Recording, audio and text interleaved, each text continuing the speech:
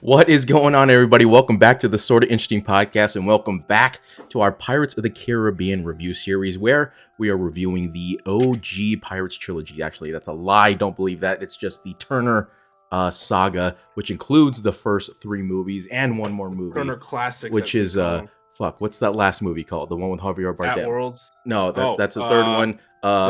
Dead Man's Stranger Tides? No, that's not the fucking one. God damn it, what is it called? Dead Man Tell No Tales. That's the last one we're going to be reviewing, hopefully next week. My name is Christian Patam, obviously. With me he's my pal, he's my sweet cheese, my first mate, my good time boy. Happy 2023, Myles darling. How you doing, First buddy? First one of the year right here. Let's go. I know, because remember we were supposed to do The Grinch? I don't know what happened to that. I think I got late. Because, it was the holidays. I was on fucking vacation, even though I was doing nothing. You know what I mean? But we were both just kind of busy with family. Listen, it was the holidays. Yeah, that was probably the most time I spent with family actually during the holidays. So yeah, it's been a while. You were.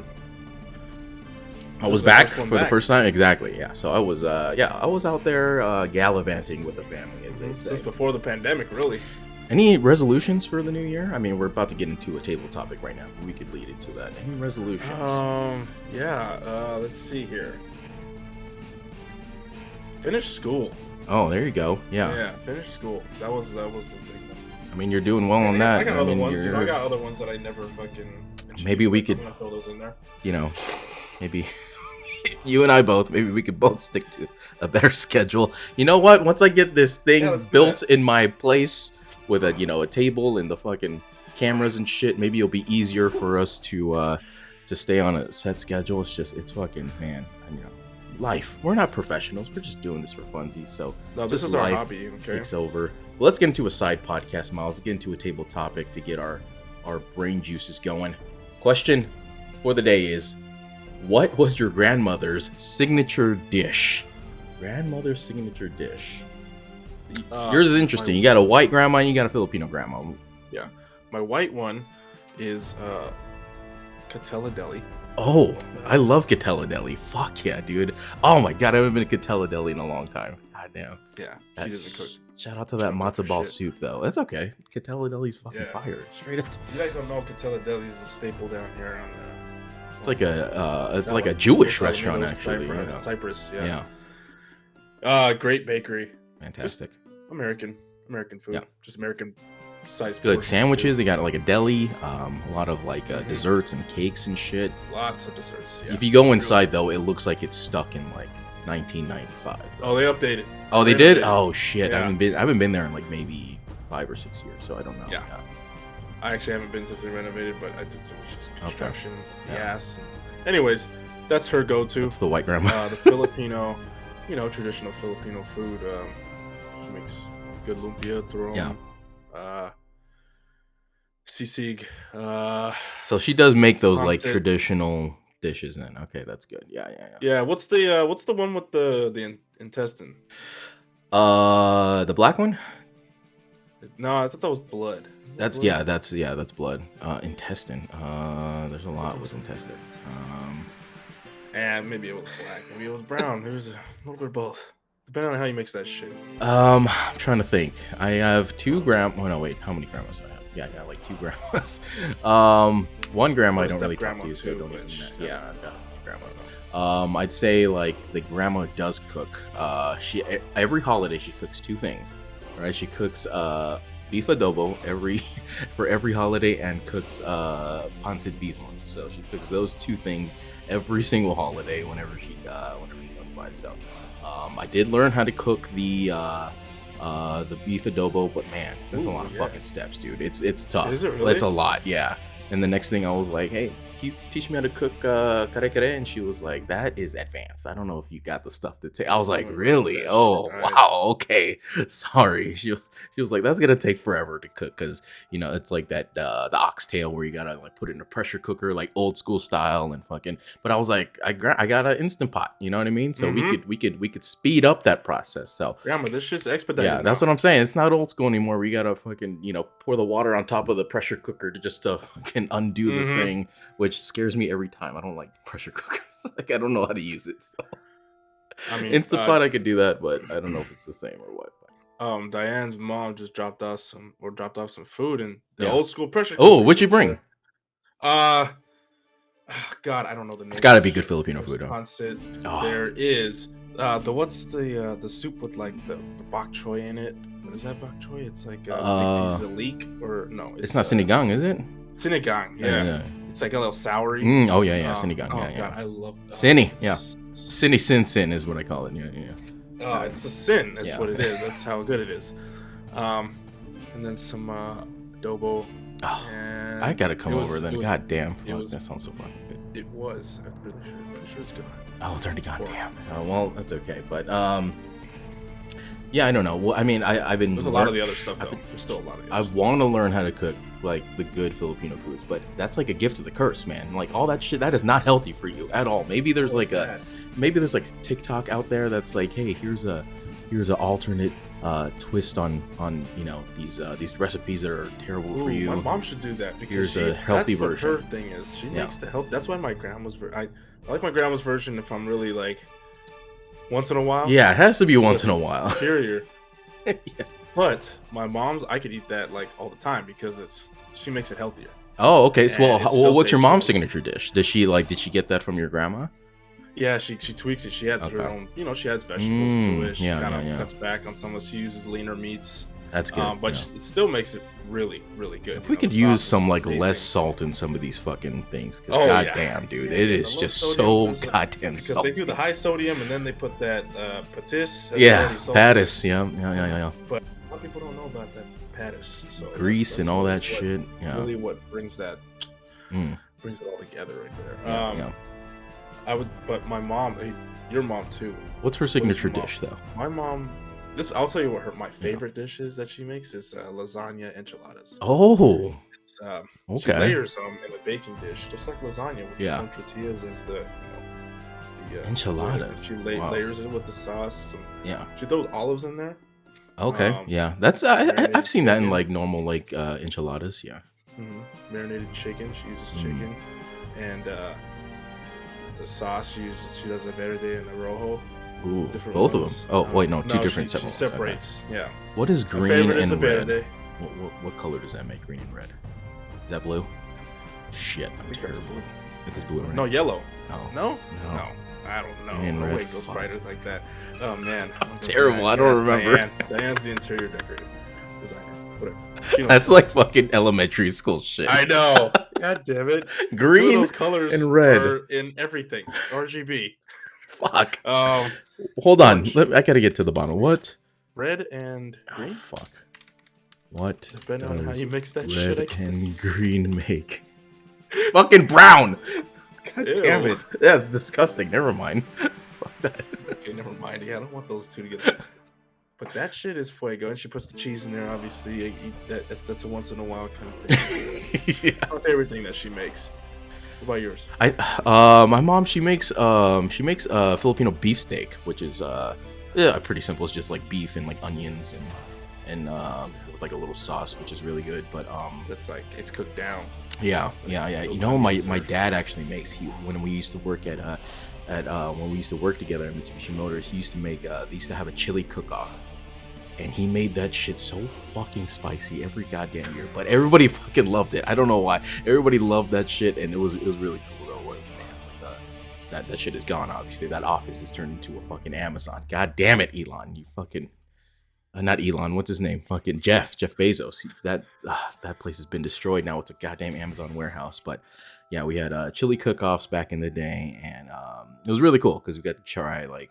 You know, take basically like the day off and just eat chili all day and like the you kind of needed that. You need the day off. Yeah, so it'd be like the normal like normal level employees making the chili, but what they would do was they would get the executives from the very top, to serve the chili to everybody. So I was like, oh, okay, that's pretty cool. Kind of like we're all like on a level playing field at that point. But yeah, he makes like really good chili. I know your dad cooks too, right? Your dad like makes some. I think I had like Korean barbecue or something at your house one time when your dad made it, something like that. Probably, yeah. He used to when Korean short. When yes, that's what it was. Yeah. We're cheaper. We're cheap. Yeah. Like we would Fuck, that might be my favorite Ranch Market, thing to eat is that fucking Korean short rib. It is just so flavorful. They're just so good. The way it's just and something about like it's the one with like the little bones in it, right?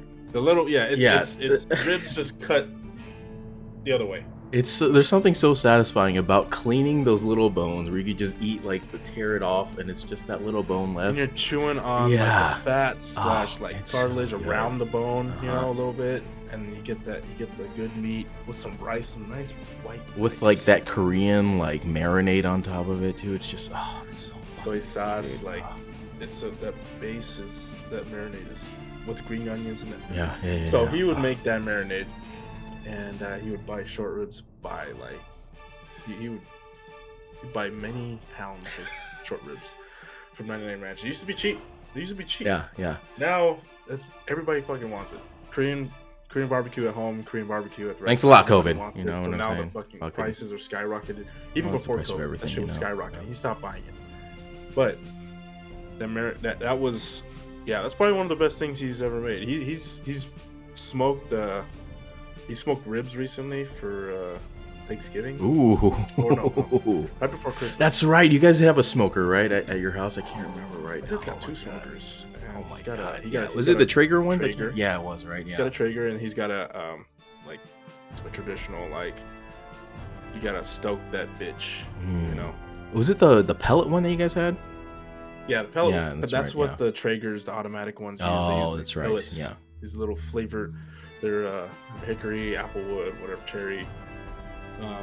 That's what I was telling Matt. I was like, y'all gotta get a smoker at your place, man. We could smoke some meats on there. Ooh, I keep forgetting some about that. Brisket and shit. Myself, I mean, those are kind of pricey though. Those goddamn smokers. Yeah, they're like $300, and they're like they're small. God damn it! It's true. Yeah. What was I doing? Probably could have bought one like during like Black Friday and shit. But he's the griller. He's the grill master, pit master. Your dad? So anything meat related. My dad. But that was a pretty good warm up there. But if you would like to hear more content like what you just heard, you could go to patreon.com/sorta interesting. And if people would like to hear the back catalog of our podcast, Myles, where can they find that? Please tell them. SortaInteresting.com is you can find this podcast and all of our podcasts from the past, including the previous 2 installments to this pirate series, as well as our just wrapped up Christmas Vacation. We got two movies in there. Very short-lived. We only had one. It's just Christmas Vacation. We had one. It was just Christmas. Right. Okay. That's okay. I mean, that's the one we set out to do anyways. You know what I'm saying? That was like a new one that we wanted to review. So. Mm-hmm. And we do this cool thing where we have family movie night and we have Christian come over. Yeah, we do. And been very fun. We get to watch movies, and so far we've been able to watch these past 2 movies together, and then that's the beauty of living close by now. So yeah, it really is. But yeah, sortainteresting.com. That's where you can find this podcast.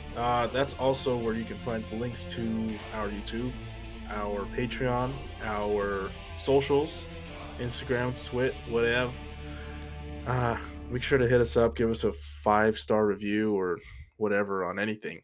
Oops. Well. Uh-oh. Hey. So go check us out. And that's it. Let's get into it, huh? Let's get into some production details, Myles, for Pirates of the Caribbean at World's End. Release date, May 25th, 2007, which was less than a year after Dead Man's Chest. Director-writer, still the same, Gore Verbinski and Ted Elliott.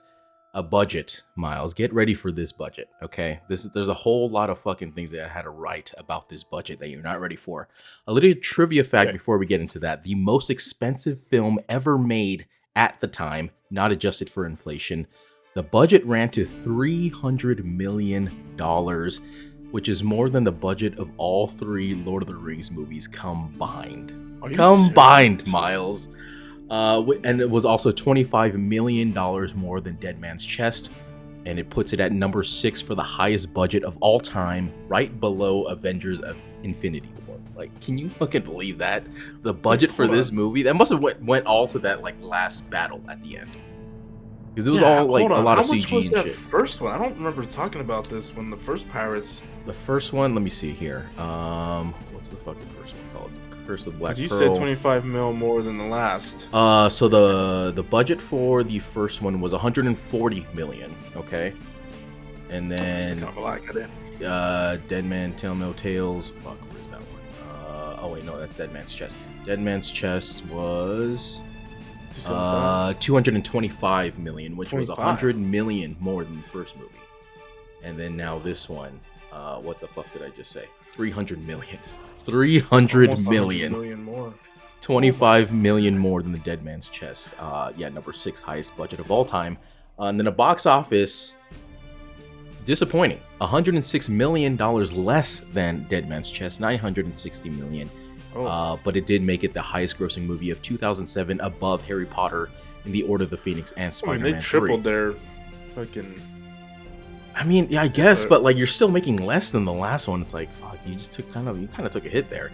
And then the another trivia fact here: the last highest grossing movie. Not a hit; it's a cost at that point. I guess, right. The last highest grossing film worldwide to earn less than $1 billion, as every highest grossing film worldwide beginning 2008 has crossed the $1 billion mark. So this is the last movie to ever make less than $1 billion and be the highest grossing of the year. Then a runtime of a long as fuck 2 hours and 49 minutes, making it the longest of the series. Which I honestly I felt it watching this one. It was a fucking lengthy one, this one. But let's get into some initial thoughts. Myles, what did you think of Pirates of the Caribbean at World Time?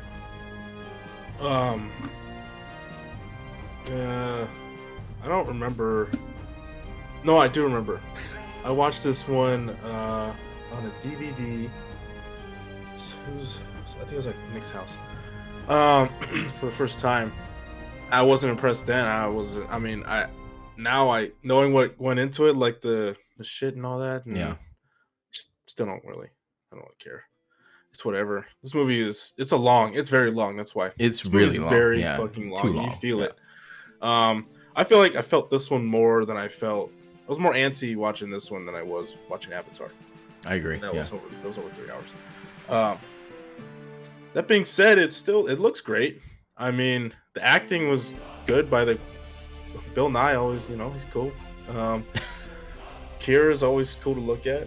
A lot of Kira in this one, right? I feel like it was a little forced, in my opinion. Some of the plot things that they decided to do with her character. It's like, hey, we need to do something with Elizabeth. Why don't we just throw her in here as a captain of this ship? I guess I don't know. Like, it wasn't that great what they did. Female leads. Yeah, female leads. I'm not shitting on women. That's definitely not what I'm doing. But it felt like it was a little forced. Like, yeah, backed into that corner. Yeah, because there was no other women, right? They got rid of what's her name, Calypso. Tia Dalma? Yeah. Like, she was already gone by the time the end came around. So she was literally the only woman out there at that last fight. So it's like, yeah, what are you gonna do? And what a fucking you're like, okay, that's it. Yeah. When she left, you're like, Tia Dalma or Calypso, I guess, whatever. Yeah. Yeah. You're like, all right, she has crabs. That's cool. But that's it. That's it. That's she could make the weather crazy, and that's about it. She's Storm. She's Storm from X-Men. She's Storm with crabs. Yeah. Which I'd still tap. Oh God. Sorry. Yeah. I don't know. That's just kind of me. I'm not really. I like the first two more. Yeah. But I'm pretty sure I did see this.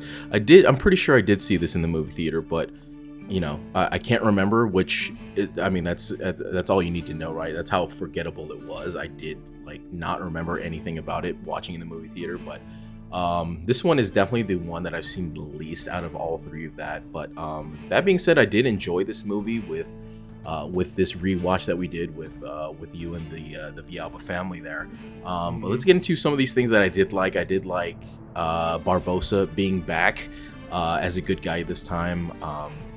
And then, you know, them going deeper, of course, with this pirate lore, with the coins and the Brethren Court. I thought all that was really creative. The redemption of Norrington and his character arc, I thought that was really good.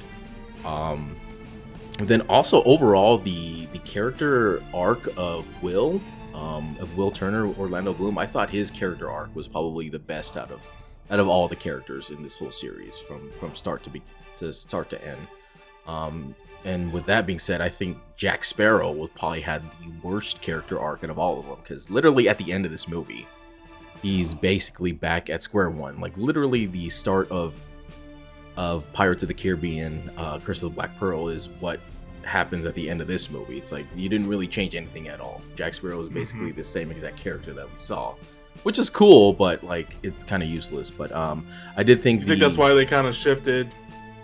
You know, because they wanted him to stay the same. Do you think they wanted him to keep that? Do you think that other like audiences would be pissed if he kind of had more of an arc that, oh, he's always the same pirate, he's always going to be the same guy? Maybe they did that in hopes of like more movies being made after this. I think it was more of a cash grab than anything. Like I don't think it had, you know, I think audiences would have been cool with whatever he did, just because he's that cool kind of character. He's that.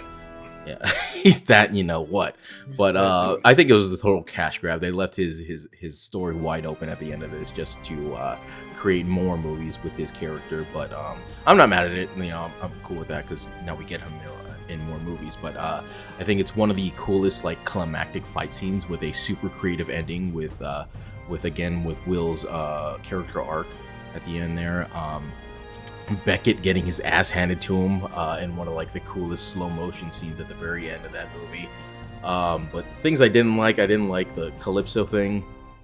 I think they were just trying to make the most out of like Naomi Harris's stardom at the end at that time, because to her credit, she was cast in that James Bond movie, and she was in like Miami Vice, but it's like she hasn't really done anything else since then. So I feel like they were just trying to maybe take advantage of her stardom, but she was also kind of useless in this movie. Not enough Davy Jones in this movie. I think for like most of this movie, he was kind of handcuffed because of that plot device with his heart. But it did like it was a cool fight scene at the end though with him and once he finally like shook those handcuffs off, he was involved with some cool fight scenes. But he did take a back seat to Cutler Beckett. And I remember he was Beckett's bitch. Yeah, right. The whole entire movie, he was fucking Beckett's bitch. And then I remember watching the trailers for this and seeing like the promotional material for this and being super hyped for Chow Yun-fat to be in this movie. Because that was his like return after I think the last movie he was in before this was a Bulletproof Monk. Do you remember that with Sean William Scott? It was like in like 04. Yeah, that was a shitty movie. So I think he took a break for a long time after that.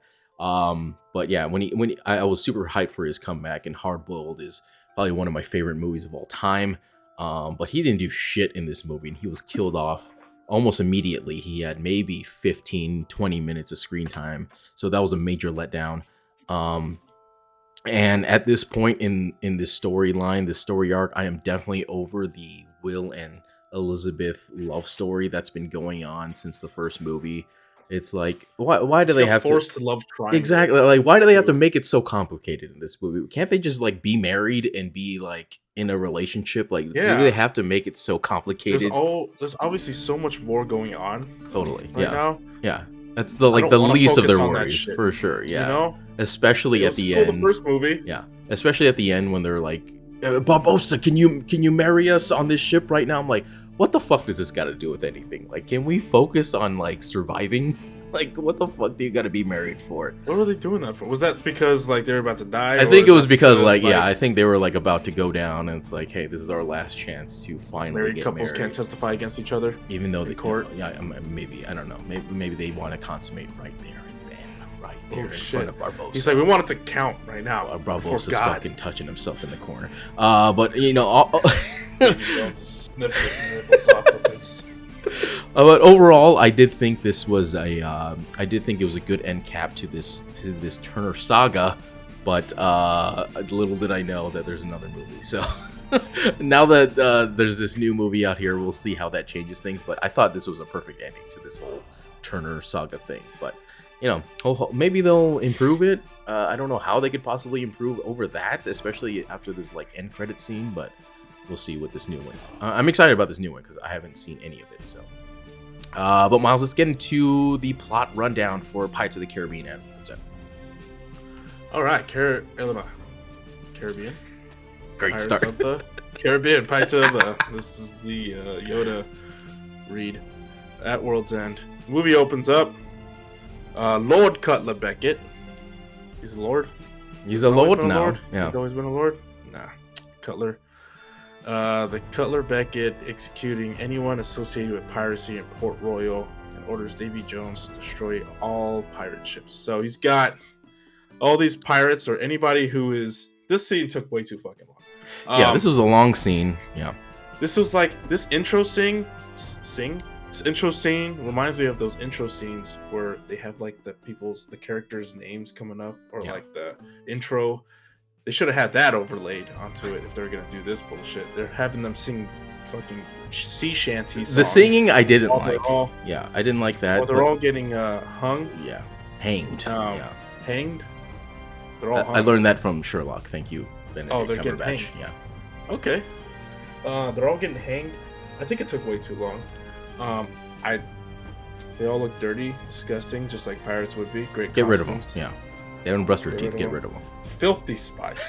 Dude, and they were taking off their boots and like throwing them in a pile. I'm like, dude, that is the most disgusting pile of boots ever. No one's wearing socks, and it's fucking, it's Port Royal. It's probably in the goddamn Caribbean, and it's fucking humid and hot, and everyone's wearing like dresses and pants and shit. It's probably disgusting out there. Yeah, hang them. Get rid of them. Dude, when they got like those bodies that they were just dumping, I was like, yo. Yeah, that's pretty dark for a dead bodies right on for a Pirates Disney movie. Yeah. Disney? Yeah. I was like, Disney? I will say I do like the way it was edited though. They had that guy kind of reading off that list where he said, "Right to assembly, suspended," and then like right as he says suspended, the guy's like pulling the thing to hang them, and you see like their feet dangling. I'm like, ooh, that is dark. That is a dark opening for a movie, especially when that kid is being hanged. It's like, oh, okay, this is a lot going on here. But yeah, I just like the way it was edited. Right to habeas corpus, suspended, and just everyone's getting hanged. And then that last one, he says, right to verdict by a jury of peers, suspended, and then fucking back again. I'm like, it was pretty good. I like that, but the singing, I'm like, this is a lot, Yeah. The singing was a lot. Yeah, that suspended part was pretty dope. I think about it, the timing was pretty good. The way they did that, they synced that up. What was I saying? That part was a little bit long, but the ordering Davy Jones to basically destroy all the pirate ships using the Flying Dutchman and its crew, holding them hostage. Yeah, that actually, I think I wrote it wrong, but it hasn't happened yet. But we do just cut back to like Davy Jones out there killing people. Like they don't have that. They don't have the chest yet. Oh, okay. Oh, they do have the chest, but they haven't like confronted Davy Jones about it yet. Davy Jones is out there murking. Yeah, he's just fucking murking people though, just for funsies. He's just doing people. Just for funsies. Not doing people for funsies. Yeah. He would like to be doing people, but he's got nothing to do people with. Yeah. Pass the time until the next 10 years. He's just doing it for funsies, really. Yep.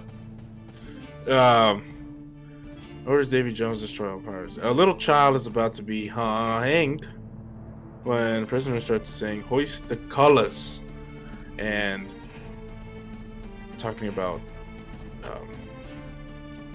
for the flags, right? Right. Yeah. Hoist the colors. I don't really know what it means, but somehow everybody knows the lyrics to this song. I'm like, you don't have any fucking internet. Like, how the fuck does everybody know every word to this song? That's like when you go to Texas, everybody's like that line dancing. Everybody knows, that's true. Like, you know what I want? I want one of those shirts that says "Don't mess with Texas." Those are one of the greatest Those are one of the greatest shirts ever.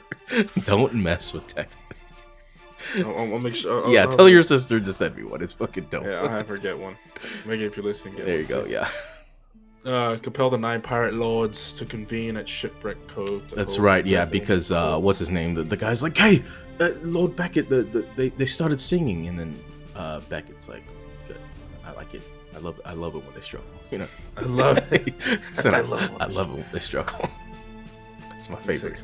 That's my favorite ever. In Singapore, the crew meet pirate lord Sao Feng, played by Chow Yun-fat. Oh man, so good. Yeah. Who owns the navigational charts to the locker. And this is where all the pirate lords that we mentioned were meeting up, right? They meet at Pirates Cove later in the movie. Pirates Cove. Okay. But I just want to give a shout out to the set design of Singapore in this movie. Like, I'm sure Singapore looks nothing like this. I think Singapore is literally like one of the cleanest like countries in the world, but the way they portray it in this is just so fucking disgusting. Like, especially when they walk into that sauna thing and there's like a guy with literal like mushrooms growing out of his head because he's been there for so long, and everyone's all gross and dirty. It's like, you're in a bath house. Like, how are you not cleaner than this? Like, get a fucking towel and you know, rub all that shit off. It's gross, but it's also like, it feels like it's lived in. Also, like it's a really good set design for this era. Definitely helps with like the reminds you of the fantasy that is the Pirates of the Caribbean. Totally, especially yeah. with like just like you don't see, it's crazy. It's cool. I like how they like built like all the buildings like on stilts too. Like everything's on water, but everything's on stilts at the same time. It's like, I don't know why Singapore would be like that, but that's cool, I guess. Singapore was underwater back in the day. I guess so. I don't know. Is that true? I don't know. Get a fact check on that. I don't know. No. Anyways, he owns the navigational charts to the locker. The locker is where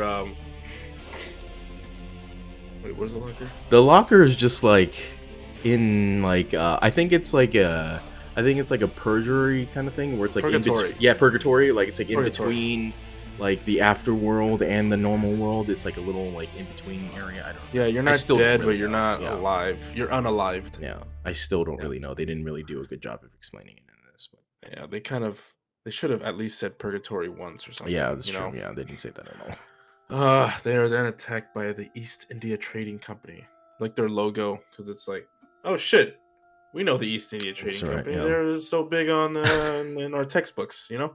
But there's a couple of funny parts in this where where they were looking through the little boards at the bottom of the ground, and they were like, that one guy was like looking up Elizabeth's like dress, and then the other guy steps in and is like a big fat dude, and then he looks up and he's looking up the guy's like junk basically, and he's like, oh god, that's fucking disgusting. That was a fun part, but also Barbossa and Sao Feng, I like their little rapport because they're both like pirate lords. It's cool to see them kind of like talking to each other like old friends and shit. So. Barbossa is back, if you guys don't remember. Right, yeah.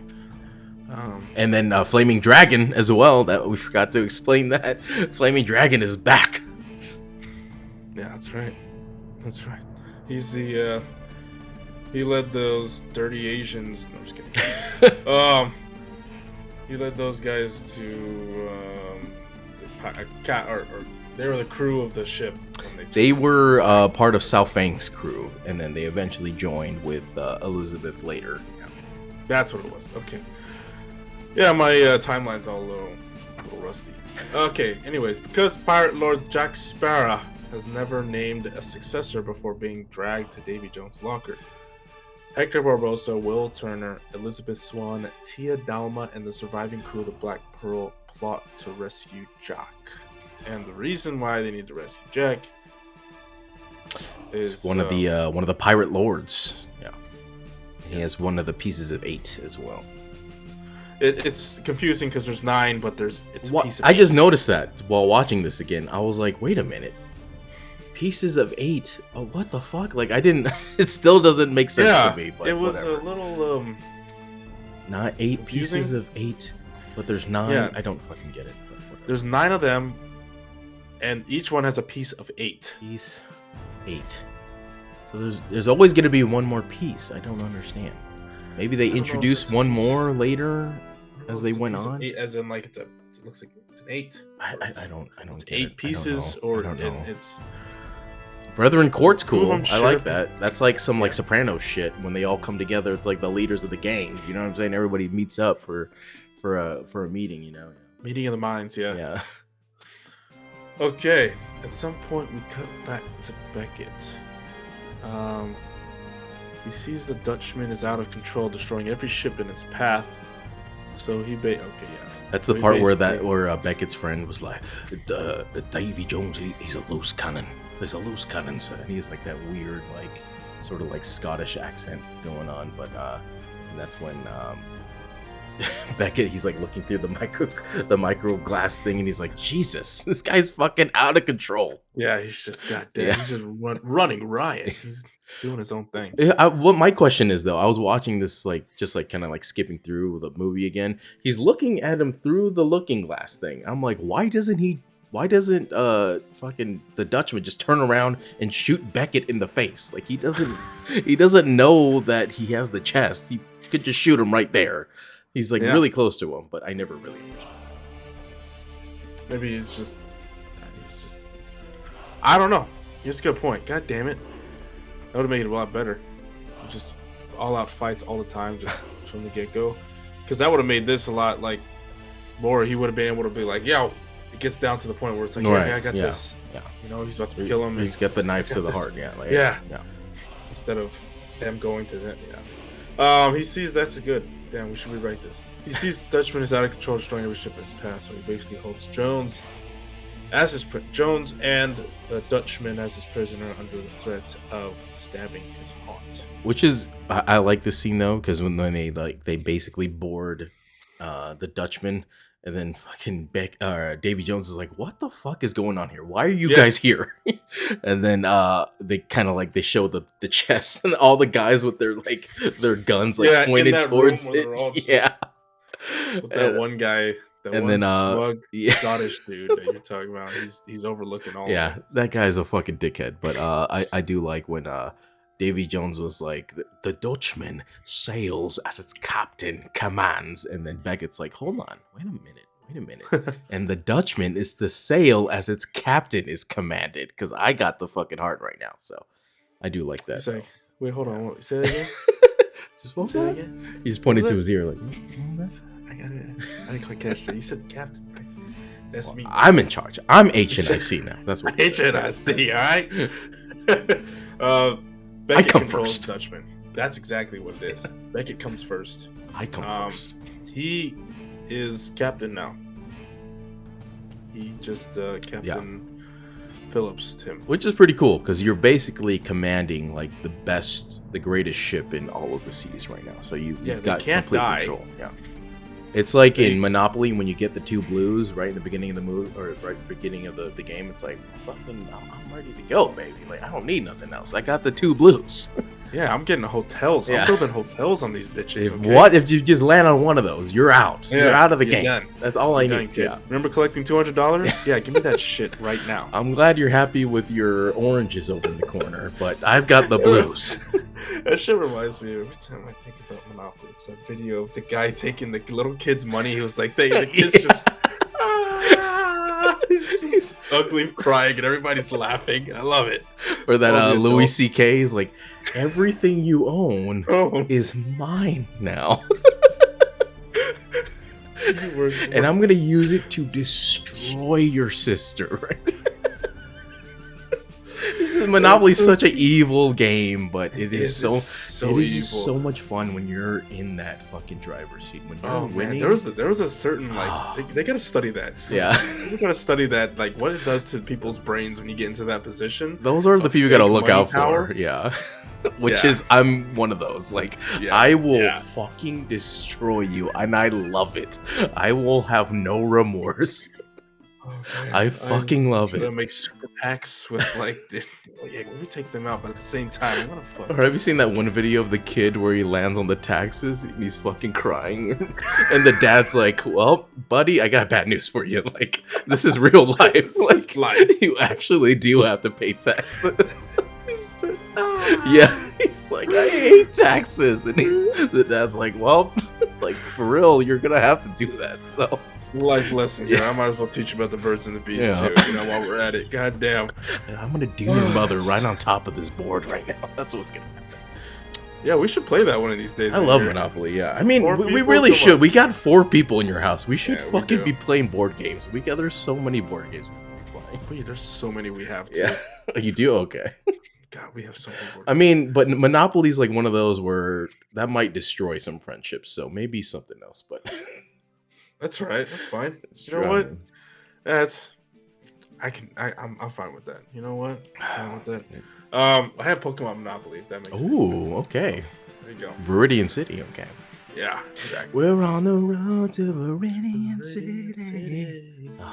The crew make it to the world's end using the charts from Sao Fang. Let's stop right there because the way they get to World's End is fucking cool, in my opinion, though. Because they have that shot, that beautiful shot where they're under the stars and you can see the ship like going really slow, but you can see the reflection of the stars. No break in the water. Oh my god, dude, that is one of the greatest shots, probably the greatest shot in and it's the like whole silent trilogy. Too. Yes, it's beautiful. God, which makes me wonder, like, how it looked. It probably did look like that back in the day, right? Without like smog and all this like global warming shit before. It probably still looks like that out on the seas when you're in the middle of nowhere, probably. Yeah, with like clear or no clouds. Sure. Yeah. I'm sure if it's like that scene is haunting though. I love that shot there, but the way they get there when I think Will or fucking Elizabeth, they're like, oh, we're about to like we're gaining speed towards the end of this world here, and then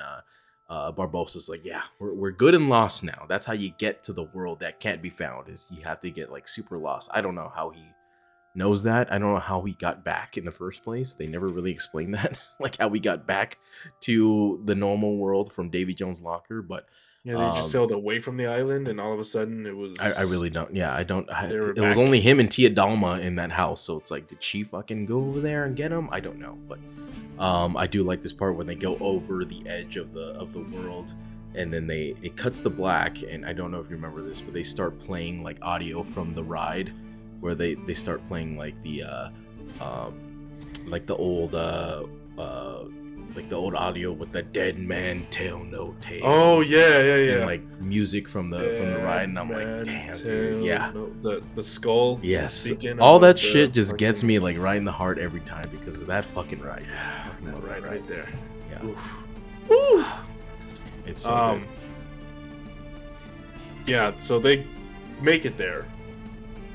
I don't know how they did, but we get to. I mean, it's Kyrie Irving's favorite movie. Remember we were talking about it? We're like, oh, there is an edge of the world, so Kyrie was right the entire time. This is one of Kyrie's sources cited. Oh, what are you gonna? Just have you guys not seen Pirates of the Caribbean? Duh, it's right there. World's End. And the world ends, guys. Jesus. Enter Davy Jones' locker by going over the edge of the world. They rescue Jack, but when they get there, I was tripping balls. I remember when I was watching this. I did not like this scene at all, by the way. It ran for so fucking long. It did run for a long time. Maybe a little bit would have been okay, but they went with it for so long. It's like, Jesus, man, hurry up. I get it. He's there by himself. He's going crazy. He's at Davy Jones' locker. I get it. And especially the part where he starts like licking the rock and the crabs and shit. All those crabs. It's taking fucking forever. Hurry up. Yeah. I did like the part where the crabs took the ship and then that's where they met, at the shore.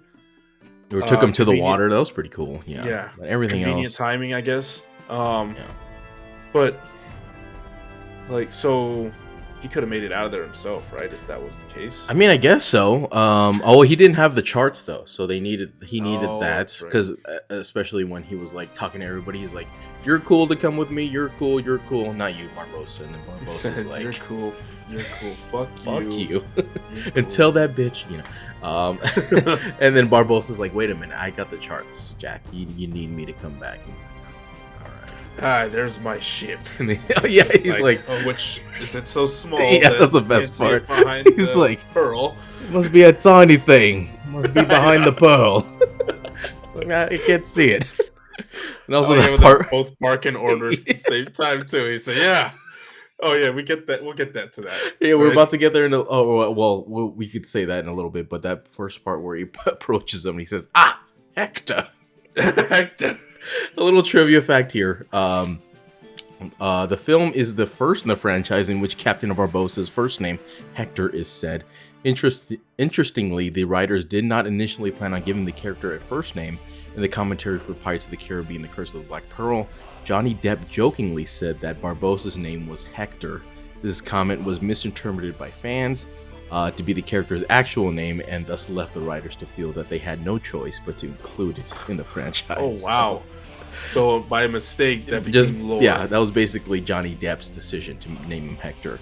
Also, another trivia fact here. I forgot about this, but when the screen goes black as the crew fall over the world's end, the ghostly music and voices heard are directly from the Disneyland ride. Most noticeable is Paul Frees's voice of the skull and crossbones, that infamous warning to passengers, dead men tell no tales. So yeah, like we were talking about earlier. What's his name? Paul Frees. He's also he does the voice of the Haunted Mansion guy as well. Oh really? I am your host. Room getting small. Yeah, that guy does fucking everything. That guy Paul Frees. Yeah, that's dope. I think he's dead already, but yeah, he did everything. That's an elevator, by the way. If you guys didn't know, dude. Fuck, that ride is fucking Otis cool, serviced man. elevator. It's so fucking Damn, cool. That's right. It's crazy. Anyways, go ahead. But yeah, like you were saying, when they get on the ship, that when they're shouting the orders, what are you doing? What are you doing? What are you doing? What are you doing? And he's like, I got the charts. And he's like, that makes you chart man. Then you're not the fucking captain. You're chart man. You get like one of Barbossa does the he gets the eyeglass thing, yeah. And then here comes Jack with one that's like fucking this big. Where he's gotta fucking hold it by the end of the thing, yeah. Yeah, you get the BBC. Hey. Yeah. I mean, hey. You know. They rescue Jack and recover the pearl. Jack obviously doesn't believe that any of this is real because first. Because why would he? He's just been in purgatory. It doesn't sound like he's been there for a long time, though. Like, how long do you have to be there to lose your mind? But how long was he really there for, too? How long? I don't really know. Time frame? We don't have a time frame. They didn't really show anything. Yeah. The only reference of time I think we get in this movie is when we're at the end. You know. Right. Yeah. The 10 years. Yeah. And that's it. But I'm actually curious how much time has passed from the first movie to the end of, or to the third movie. Because they never really went over that, so I don't know. Yeah. Imagine it was all in like 1 week or something. Oh my god, at least 10 years. Because that's what I heard about that from for Back to the Future, like how everything from the first movie to the third movie took place within like a couple days. Like it was barely maybe like 3 or 4 days, but he just keeps going back in time and like back and forward, but everything took place in like 1 week. So I'm wondering maybe it could be possibly like the same thing with this. Imagine living like that. Be fucked. God damn. That's what we got. We should do Back to the Future. I would love to. I love Back to the Future. One of the greatest movies. Sick as fuck, man. Love it. God damn. Maybe that will be the next one. We'll talk about it on the next one. So we still got one more. We still got one more movie, but I'll add that to the list. We'll see. Yeah. On their way back, they run into ghosts traveling into the afterlife.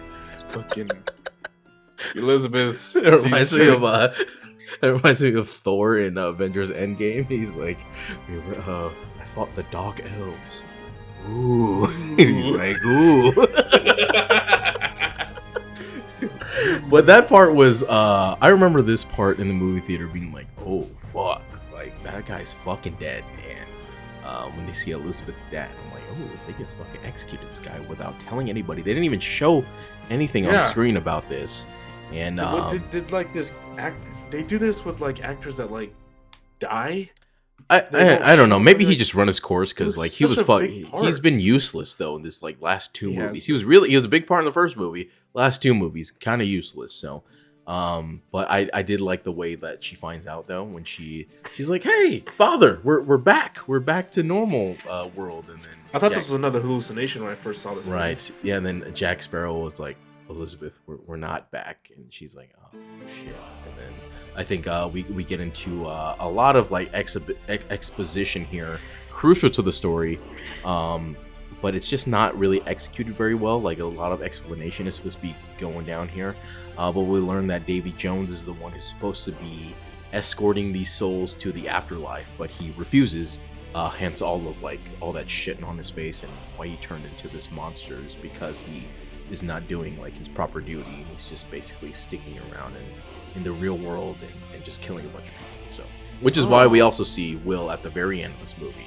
He's just normal because he did go back into this afterlife area to escort the souls to the afterlife. So, just a little trivia, but they didn't like explain it well at all. So extra shit that I had to look up.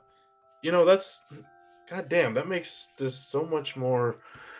Yeah, I mean, Davy Jones just wants to hang out in the real world. He's like, fuck it, I get to live forever, but just a squid face, no problem. But Will Turner at the end was actually doing what he's supposed to do. That's why he doesn't look like a fucking squid thing. So it doesn't look like a fucking squid fucked his face. So we see Elizabeth, her dad, and knows that he's been killed, and so we don't know anything. Very sad. Yeah. Well, whatever. Returning, as we return to the living world, the Pearl stops at an island for fresh water. But the way they get to the living world was pretty cool, though. We're like looking at the chart, and like Jack's like turning the chart, and they're like, "Oh, up is down." And they start running back and forth on the ship to turn it over. Everything underneath the deck, and so everything sways. I thought it was very creative. Cool too. It was very creative. I like this. Yeah. As the sun is setting, and then when they turn back around, it's like the sun is rising. It's like, that's pretty cool. That was pretty dope. They're attacked by Sao Feng and Beckett's men.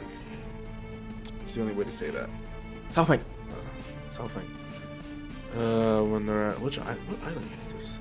I don't even know where they're at anymore. I Island? honestly don't even know where they're at anymore. They're in the living world. They're in the world of the living, as they say.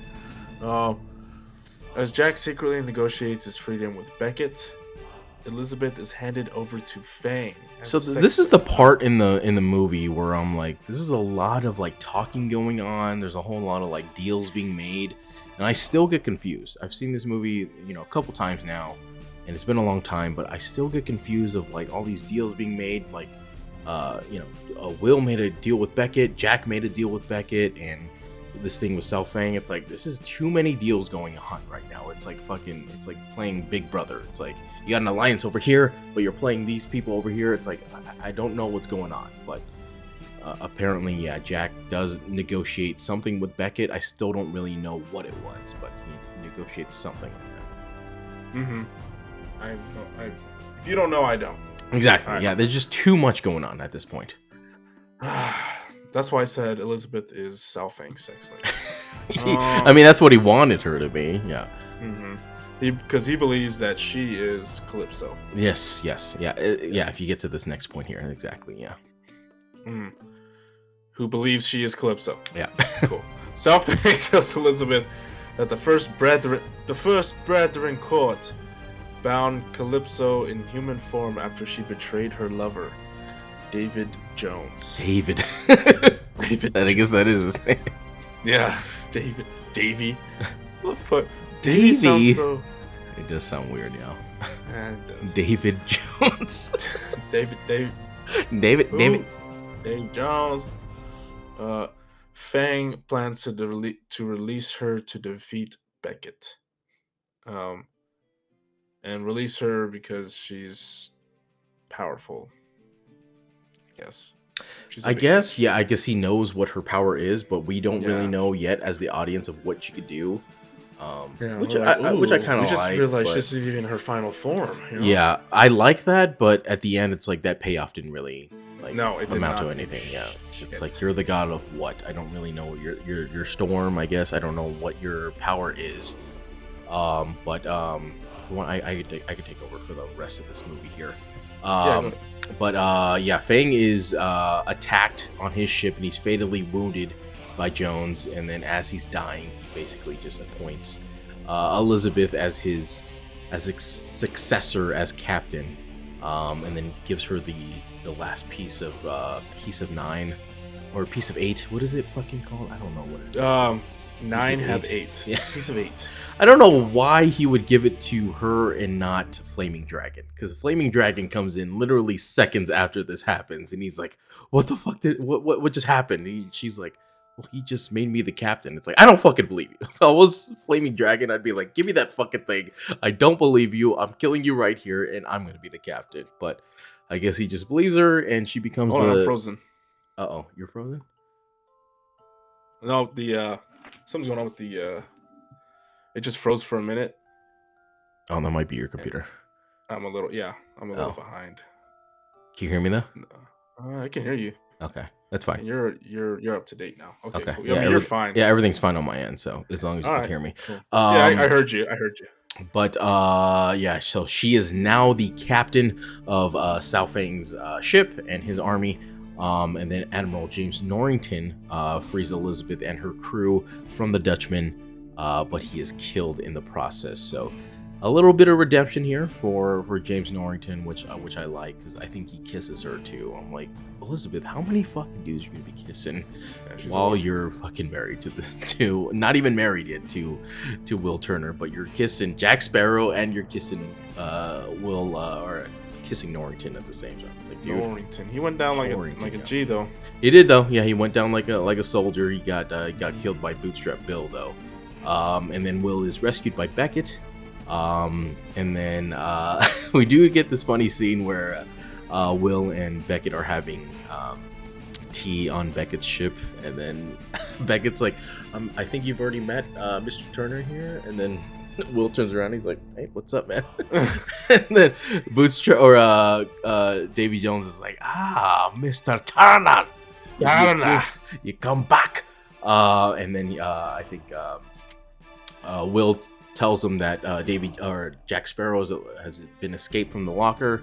And then he also learns that Calypso was the lover of Davy Jones, right? So there was that part where I think they told him, like, hey, the Brethren Court, they are going to be releasing Calypso. They're going to be getting together and releasing Calypso. And then Davy Jones was like, no, you can't do that, because I was the one who told them how to bind her and all this shit. And then I do like this scene though.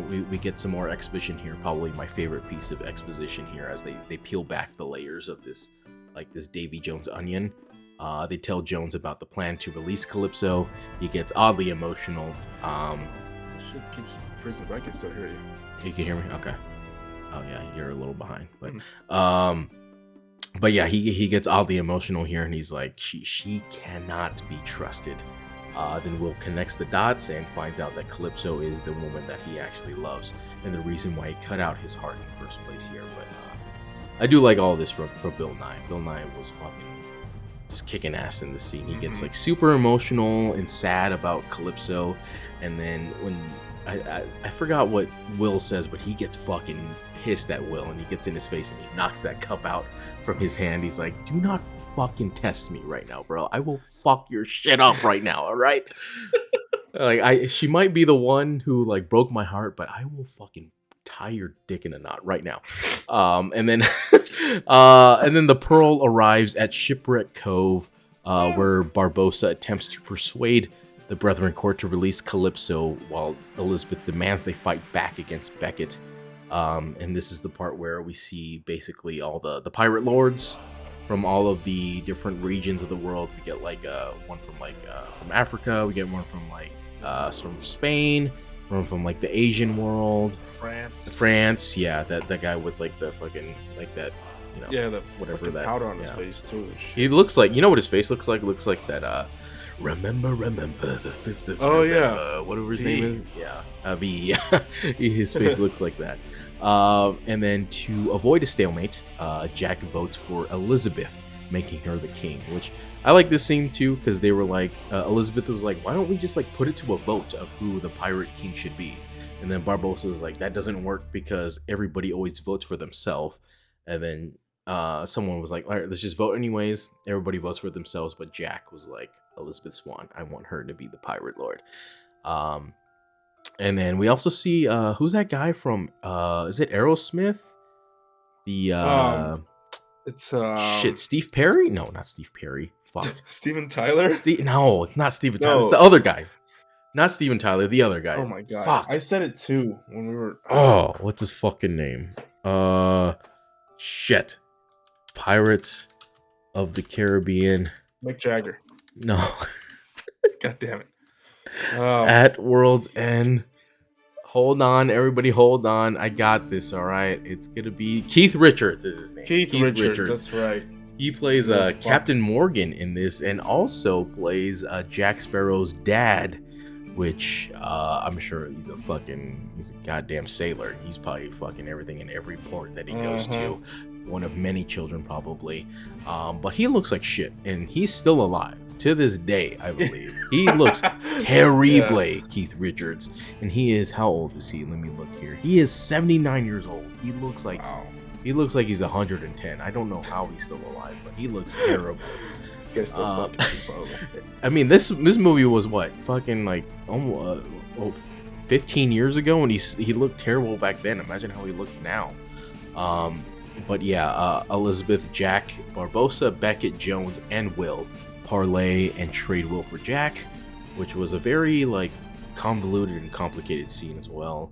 Then Barbosa frees Calypso eventually, and he had to do that by he like yelled at her body, "Calypso, I release you from your human bonds." But I guess he didn't do it right, so one of the other guys was like, "No, you got to do it right." And he whispers in her ear, "I release you from your human bonds," like this. He talks into her ear like this. He says, "Calypso, I release you from your human bonds." And then she's like, yeah, she just or she smells that thing from the from the pieces of 8. They all put their pieces of 8 in the thing, and then and then she's like, "Ooh, that's good." Like for fucking Bruce Finding Nemo. He's like, "Yeah, that's good. It's a party." I fucking love that movie. We're having a little get together. He's just so a little get together. And she's like, "Oh, like a party?" He's like, "Yeah, that's right, a party." And then Will was like, "Who was the one who bound you in the first place? What's his name?" And then she says, "Davey Jones." And then she turns into a massive woman, which I'm not a huge fan at all of when she turns into a massive woman. Like, I don't know what they were doing with this scene. It's like, was Davy Jones fucking a giant? I didn't see. That's exactly. I don't know like what he was doing because they trapped her into this form, right? So what was she before? Was he just like fucking the air, or what? Was he like, just like whispering into the air, like, "Oh, Calypso, I love you"? Like, I don't know what their relationship was before she was trapped into this human form, but maybe I don't want to know. Maybe I would pay to know. I don't know. But right. Yeah. But yeah, like you said, she does turn into a bunch of crabs and just goes into the ocean. And then here we go, ladies and gentlemen. We get into the final climactic battle of this movie, where the Pearl and the Dutchman battle in the maelstrom. What the fuck is this? God damn, fucking this AI is just coming up with all kinds of different fucking words here. Wait, the maelstrom. You don't know what maelstrom? I don't. What's a maelstrom? What the fuck is that? I'm pretty sure that's like the middle of a storm. Or no, it's during a storm or something. Oh, like okay. that. But this is one thing I don't understand is there's like that big thing in the middle of the ocean, right? Oh, actually, before this happens, like what's his name? Davy Jones. He like looks up at the sky and he sees what's happening, and then the raindrops start falling on his face. He's like, "Wait a minute, I've had this before."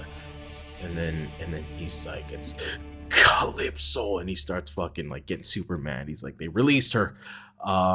And then they get into the battle on the maelstrom, and there's that thing in the middle of the ocean, and then Barbosa's like, "Nah, we're not gonna sail away from it. We're going in the middle of this," which I never understood. I don't know why both of these ships need to be right in the middle of this thing. And then in the middle of this fight, probably my least favorite part about this movie, Elizabeth and Will are wed by Barbosa in the midst of this battle. Barbosa. I fucking hate all of this that's going on. It's so stupid and ridiculous. But we do get a really good fight here between Jack and Jones. There's that part where where Jack just pops up out of nowhere with I think the chest, and then Davy Jones is like, look what we have here, boys. A lost bird. A bird who never learned how to fly. And then we do get that fight scene where they're like standing on top of like that mast or whatever, and they're fighting with swords. I'm like, finally we get some fucking sword fighting with Davy Jones, because we literally have not seen him in action like ever. Yeah, he's a badass with the not even sword. In the second movie. So I'm like, thank God we finally get some, like, he's actually really good with the sword too. He's good with the blade. He's good with the blade, and we do get that really cool shot where Jack is like kind of swinging from that rope on the ship, and he has that pistol, and he's like, he does that aim, like, and it's like slow motion where he like aims it right at the chest, and he shoots the chest out of Davy Jones's hand, which is really cool. And then I think they all eventually end up on one ship, right? I didn't really write down like really good notes for this, but they end up on one ship, and then Jack Sparrow has the heart in his hand. He's like, he has the knife, and he's like, I'm gonna fucking do it right now, bro, if you don't let us go. And then Davy Jones is like, you know what, fuck you, I'm just gonna stab Will Turner right now. And he kills him. That's right. He kills him in the process. And then what happens after that? But honestly, the first time I watched this movie, in the movie, he kills Will. He kills Will. He stabs him. Yeah. But then they take the heart. Right. Okay. And because Jack was gonna stab it, so he could. I do like that though, because Jack was like, he looked at him like after he kills Will, and he's like, fuck, like now I gotta fucking do something. Like, I had it all figured out. Now you just threw a fucking wrench in this thing. But before we get to this climactic part right here, I the first time I watched this movie in the movie theater, I remember not being a massive fan of this because it took so fucking long to get to this point in the movie. Because this climactic battle took maybe like 20-25 minutes. But you know, I was more curious about the heart more than anything, like what was gonna happen with this heart. But honestly, this time around, I did love this whole sequence way more than I thought I would. And I feel like I've been disrespecting this franchise by underestimating this scene. I did like all of this. We finally get to see Davy Jones fighting, being a badass, being Jack being cool as fuck. And then we were about to get to this climactic part where Jack takes Will's hand and stabs the heart with Will's hand. I'm like, dude, I was not expecting that at all when I first watched this movie. So when that happened, and I like the shot how they revealed it too. Like they just showed Jack with his hand on the heart, but he releases it and it's Will's hand. I'm like, oh shit, this is a whole nother thing going on, and it shocked me when I first saw it. It's really cool. And then eventually, like, the storm dies out, and then the Dutchman comes back out of the ocean with Will as its captain, which was really fucking cool. And he's wearing like the do-rag and shit. You didn't like it at all? I liked it. I liked it because with the open shirt like that. He was looking sexy as fuck. He was a super sexy pirate. A lot of eyeliner going on. I feel like from the first movie, if you see him in the beginning of the movie and you see him now at the end of the movie, it's a whole lot of guy liner. But eventually, I do like this end scene here where the Pearl on one side, the Dutchman on the other side, and then in the middle was Cutler Beckett's ship. And then they both start fucking his shit up. And I do like this scene where Beckett is in shock because he doesn't understand what's going on. He thought he had everything planned out. Everyone starts to bail out. But we do get that super cool like slow motion scene where Beckett is like walking down the stairs and everything is getting blown up around him. All the stairs are being blown up. It's a really good scene here. He's like elegantly walking. Yeah, he's like walking super slow. I like the handrail thing because you can see this hand moving down the rail and everything behind him getting obliterated. Obliterated. And then he finally like blows up with the ship. Yeah. But now the Will is captain of the ship, and he frees basically his dad. Or no, he doesn't free his dad. Remember? Because I remember watching this movie again with you guys, and then he was talking to his dad. He's like, "Hey, now you're free. You can just go away." And then his dad is like, I think I'll just sail with you again. Like, we're cool. Like, we gotta play catch. Yeah, he's like, you and I, we gotta catch up. Now I can sail the seas with you. And I remember being fucking furious at your house. I was like, Will Turner just spent 2 fucking movies trying to free his dad. from this goddamn ship, and his dad is like, "Nah, that's cool. We could just keep going. I like this." And it's like, this what is the cool. fuck With did you, you do? it's fine. Yeah, exactly. He's like, that other guy sucked, but you, I know you're a cool guy. We could just hang out. I'm like, God damn it, Dad. Like, we spent 2 movies trying to fuck it for your ass, and now you're just like, fuck it. And it's then cool. Like, everybody sheds their their the all the shit off their all face. That shit.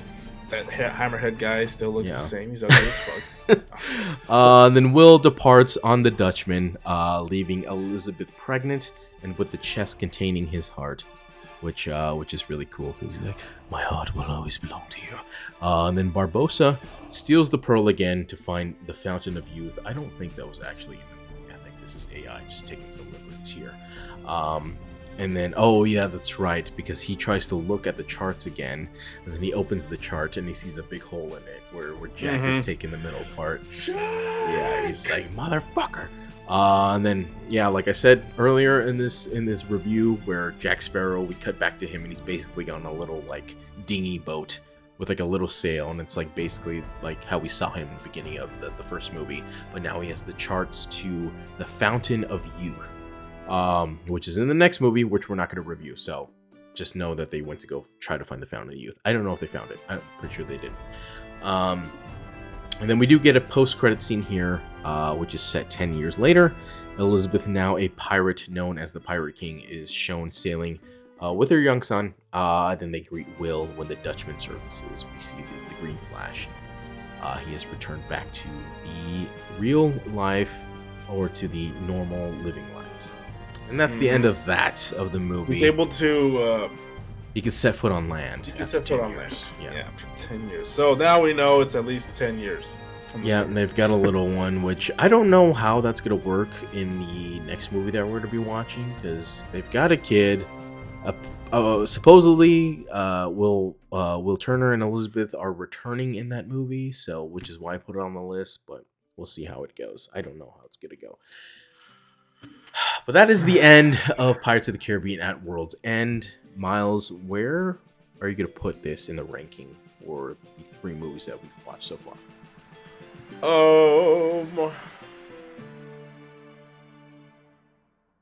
God damn it. I don't know. What did I do with the last one? I'm pretty sure I put... You tell me right now. 1. I don't know. You tell me. I got the last one. I put 2 and 1. Yeah. 2, then 1.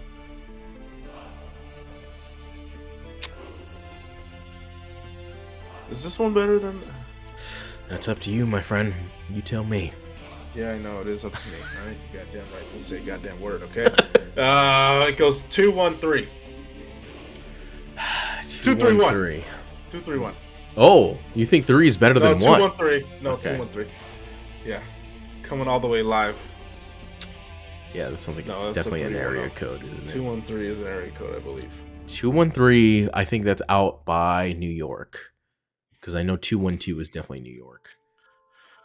Everybody in the 212. Wait, man. 8 Mile? You mean Scary Movie, Scary Movie 3? Scary Movie 3. Put your hands in the extra fat Joe. There you go. He does like that thing. I'm a white boy, but my neck is red. I put Miracle Whip on my Wonder Bread. Yeah. And he puts on the hood at the end. Okay. Are we doing Scary Movie reviews? Oh my god! Only till 3 though. Yeah, I don't. Maybe 4. I don't even know what 4 was. What's 4? I don't even know what. 4 was with Dr. Phil. They did the Saw. Wait, they had Shaq in it. No, I thought that was 3. That was the beginning of 3. No, that was 4. Which one was the one with Charlie Sheen? He's in 3 and he's in 4. Fuck. 4, he gets the massive boner and he's hitting it with the fucking... Which one's the one with signs with the finger? Oh, that's 3. Yeah, that's 3. That's my fucking favorite one. That is so fucking funny. God, that's so fucking good. No, I'm pretty sure that's 3 too with Shaq. No. Dr. Phil in the beginning. No, that's 4. Come on, man. Okay, yeah, you probably know. No, beginning of 3 is with Pamela Anderson and Jenny McCarthy. Remember? When it's the 7 days, it's the Ring video. Remember? Oh. Where they both watch it, and then Jenny McCarthy dies. All right, everybody, hold on. I gotta look at the Wikipedia of Scary Movie 3. Everybody. Oh man, you're gonna be so right. You're gonna be so wrong.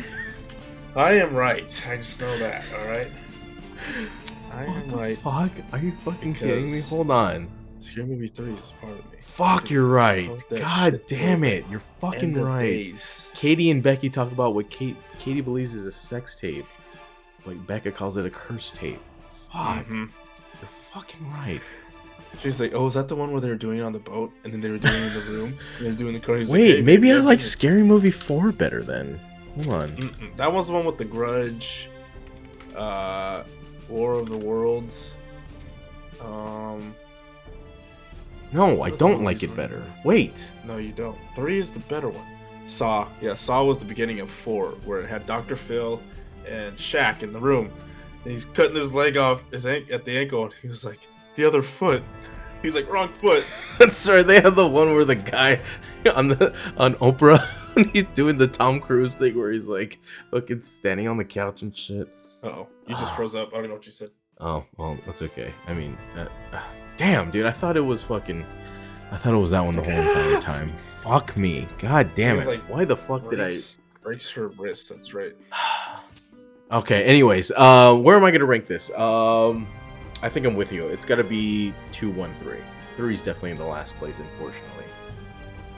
Yeah, 1 is better than 3, but we'll see with the next one, because I'm excited for the next one, because I have not seen that movie. I haven't even seen a second of this next movie, so we'll watch this for Family Movie Night. But we got one more movie after this. Okay, Myles, in the next podcast, I want to discuss what we're going to be doing for the next series, which you're bringing up a good point, though. Back to the Future might be that might have to be the one, dude, because I am such a fucking fan, dude. We haven't seen. I fucking love Back to the Future. Now that I know it's in, like, I'm be like, oh man, this shit's go. I never really watched them all back. Yeah, that would be a good one for Family Movie Night for all of us, because goddamn, they're so fucking good. Shut.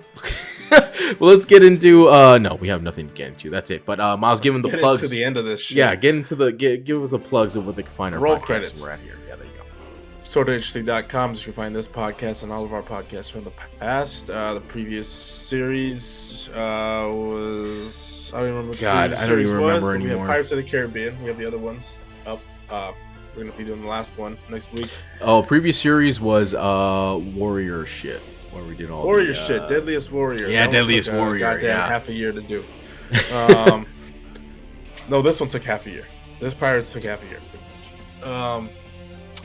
So go there. You can check out links to our socials, our YouTube. We did Batman. We did Matrix. We did a lot of podcasts, dude. Fuck me. We did Men in Black. Done a lot of series. Dude, Men in Black is probably like the most consistent, like well-viewed series. I don't know why Men in Black is such like a high commodity. Maybe just because it was so good, and then people didn't get enough of it. But Men in Black, do good numbers. The Mummy, of course, good numbers. The Mummy always. Yeah, I forget we do all these. We've already done. Dude, The Mummy's at 60,000 views.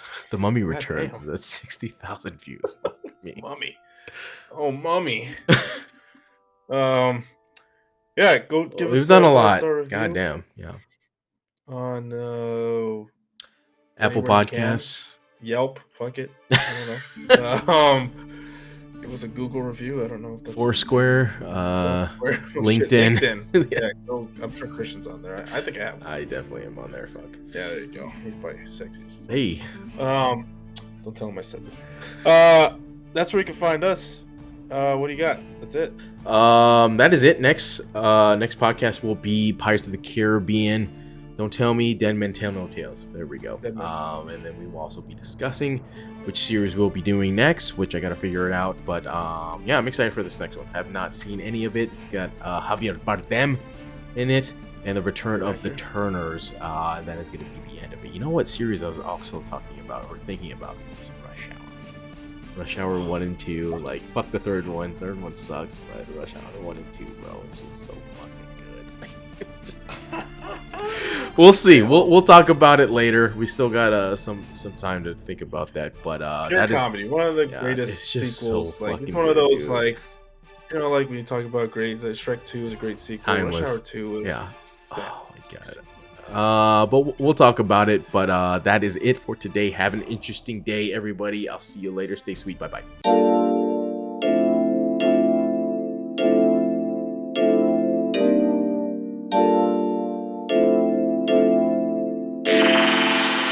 Team pulling out, play that heat.